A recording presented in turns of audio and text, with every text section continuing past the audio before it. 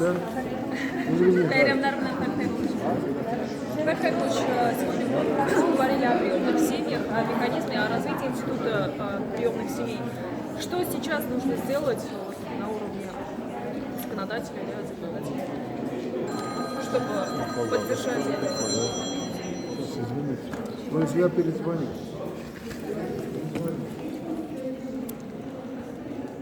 Много было вопросов по жилью.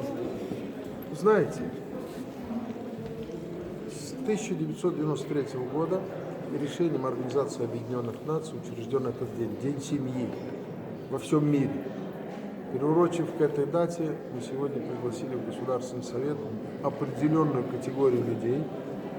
Это семьи, у которых много принятых, усыновленных, принятых на воспитание детей, оставшихся без попечения родителей со всей республики.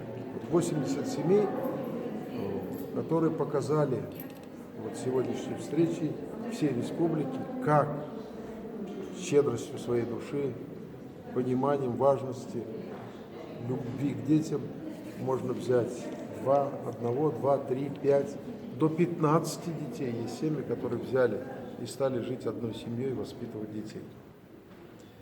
Мне кажется, это движение в Республике Татарстан последние годы резко возросло, потому что более 1250 детей уже находятся на руках в семьях. 2 детских приюта закрыты, поскольку оттуда разобрали детей в семьи, воспитывают их. И есть ряд вопросов, которые требуют дополнительного решения.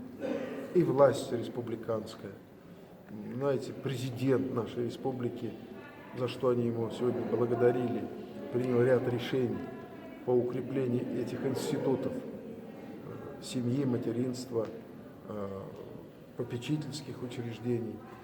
И еще есть ряд вопросов, которые остаются, требуют этого решения. Мы сегодня о них говорили, но некоторые подходили ко мне сейчас после встречи с отдельными вопросами, конкретными, касаемо их. Взяли кредит, не можем финансировать, ну и так далее. Это жизненная ситуация.